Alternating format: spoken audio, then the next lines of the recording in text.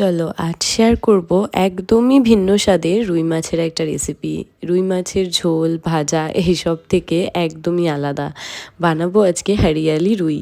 তার জন্য প্রথমেই একটা মিক্সার জারে আমি নিয়ে নিয়েছি বেশ অনেকটা পরিমাণে ধনেপাতা, আদা, রসুন, পেঁয়াজ আর কাঁচা লঙ্কা দিয়ে খুব ভালো করে জল দিয়ে ব্লেন্ড করে নিয়েছি। এই পর্যায়ে তোমরা কয়েকটা পুদিনা পাতাও অ্যাড করতে পারো।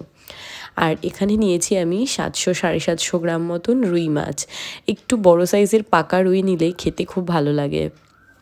আমি যে রুইটা নিয়েছিলাম সেটা প্রায় 3.5-4 কিলো ওয়েটের। পিসগুলো দেখেই বুঝতে পারছো।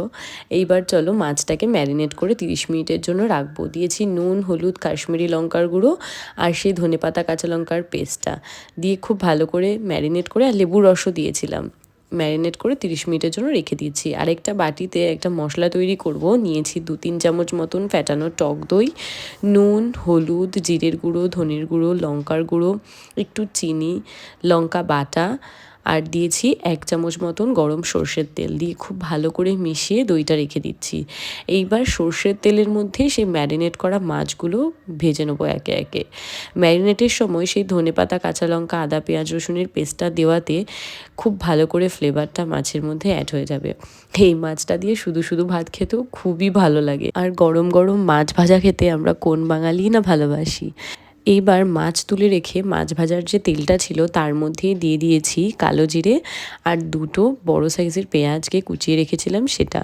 পেঁয়াজটা খুব ভালো করে ভেজে লাল হয়ে গেলে, নরম যখন হয়ে আসবে পেঁয়াজটা দেখে বুঝতে পারছো ভালো করে ভাজা হয়ে গেছে। এবার দইয়ের সাথে যে মশলার মিশ্রণটা রেখেছিলাম সেটা দিয়ে দেবো।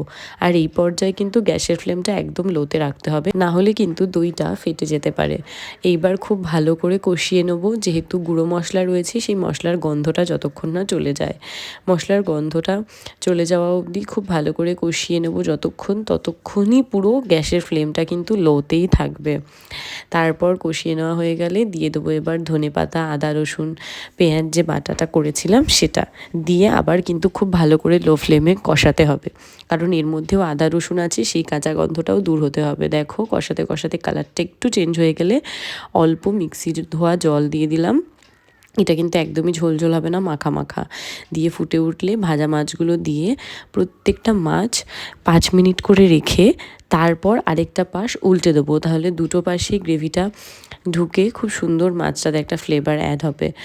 আর তারপর 5 মিনিট মতনই ফোটাবো। তারপর উপর থেকে আমি দিয়ে দেবো বেশ খানিকটা কাঁচা লঙ্কা আর পাকা লঙ্কা কেটে রেখেছিলাম সেগুলো। আমি এখানে ঝালটা অনেক বেশি পরিমাণে দিয়েছি, যেহেতু আমরা ঝাল বেশি খাই। তোমরা তোমাদের অ্যাকর্ডিং ঝাল দিও। এই রেসিপিটা বেশ টক টক আর ঝাল ঝাল, খেতে তো দারুণ লাগে। আর আমার ঠান্ডা লেগেছে, আমার তো দারুণ লেগেছে। তোমাদের কেমন লাগলো জানিও। দেখা হচ্ছে পরের ভিডিওতে। বাই।